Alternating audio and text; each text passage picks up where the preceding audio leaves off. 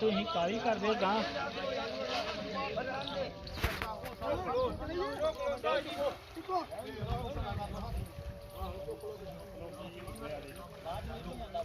ਛੋਟਾ ਹੀ ਨਹੀਂ ਚੁੱਕੇਗਾ ਬਾਬਾ ਤਾਂ ਕਰੋ ਕੀ ਆ ਮੋਟਾ ਨਹੀਂ ਹੋ ਉਹ ਦੇਖ ਚੱਲੀ ਨਿੱਕੀ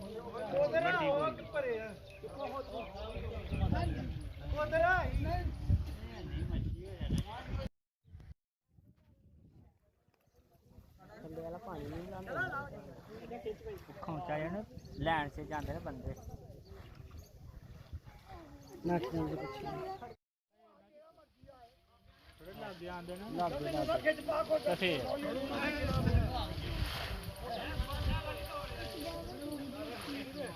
ਉਹ ਪਿੱਛੇ ਕੋ ਕਾਬੂ ਆਈ ਹੈ